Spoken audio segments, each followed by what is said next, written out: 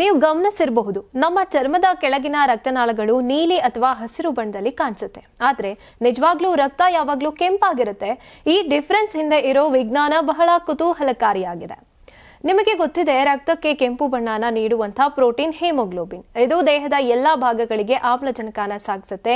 ಆಮ್ಲಜನಕ ಇರುವಂತಹ ರಕ್ತ ಉಜ್ವಲ ಕೆಂಪು, ಕಡಿಮೆ ಆಮ್ಲಜನಕ ಇದ್ರೆ ಗಾಢ ಕೆಂಪಾಗಿರುತ್ತೆ. ಆದ್ರೆ ಯಾವತ್ತೂ ನೀಲಿ ಬಣ್ಣ ಇರೋದಿಲ್ಲ. ಆದ್ರೆ ನಮ್ಮ ರಕ್ತನಾಳಗಳು ನೀಲಿ ಅಥವಾ ಹಸಿರು ಕಾಣುವಂತಹ ಕಾರಣ ಬೆಳಕು ಮತ್ತೆ ಚರ್ಮದ ಆಳ. ಚರ್ಮದಲ್ಲಿ ಬೆಳಕು ವಿವಿಧ ತರಂಗಗಳಲ್ಲಿ ಪ್ರತಿಫಲಿಸುತ್ತೆ. ಕೆಂಪು ಬೆಳಕು ಆಳಕ್ಕೆ ತಲುಪಿದ್ದು ನೀಲಿ ಬೆಳಕು ತಕ್ಷಣ ಪ್ರತಿಫಲಿಸುತ್ತೆ. ನಮ್ಮ ಕಣ್ಣು ಹೆಚ್ಚು ಈ ನೀಲಿ ಪ್ರತಿಫಲವನ್ನ ಕಂಡು ರಕ್ತನಾಳಗಳ ನೀಲಿ ಅಥವಾ ಹಸಿರು ಬಣ್ಣದಲ್ಲಿ ಕಾಣಿಸುತ್ತೆ. ಇದು ಆಮ್ಲಜನಕ ಪ್ರಮಾಣದ ಬಗ್ಗೆ ಅಲ್ಲ, ಬದಲಾಗಿ ಬೆಳಕು, ಚರ್ಮದ ದಪ್ಪ ಹಾಗೇನೆ ವಿಜುವಲ್ ಪರ್ಸೆಪ್ಷನ್ ಮೇಲೆ ಅವಲಂಬಿತವಾಗಿದೆ. ಉದಾಹರಣೆಗೆ, ತೆಳುವಾದ ಚರ್ಮದಲ್ಲಿ ರಕ್ತನಾಳಗಳು ಹೆಚ್ಚು ಸ್ಪಷ್ಟವಾಗಿ ಕಾಣಿಸುತ್ತೆ, ಗಾಢ ಚರ್ಮದಲ್ಲಿ ಕಡಿಮೆ ಕಾಣಿಸುತ್ತೆ.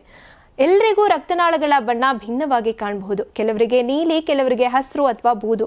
ಇದು ನಮ್ಮ ಕಣ್ಣಿನ ಸಂವೇದನೆ ಹಾಗೇನೆ ಮೆದುಳಿನ ದೃಶ್ಯ ವ್ಯಾಖ್ಯಾನದ ಮೇಲೆ ಪರಿಣಾಮ ಬೀರುತ್ತೆ. ಒಟ್ನಲ್ಲಿ ರಕ್ತ ಯಾವಾಗಲೂ ಕೆಂಪಾಗೇ ಇರುತ್ತೆ. ನಾವು ನರಗಳಲ್ಲಿ ಏನು ನೋಡ್ತೀವಿ ಬಣ್ಣ, ಅದು ನಮ್ಮ ಇಲ್ಯೂಷನ್ ಆಗಿರುತ್ತೆ. ನಿಮ್ ಮಗು ಅಳ್ತಿದ್ಯಾ? ಹಾಗಾದ್ರೆ ನಿಮ್ ಮಗುವಿಗೆ ಜೀನಿ ಸರಿ ಇಟ್ಕೊಡಿ.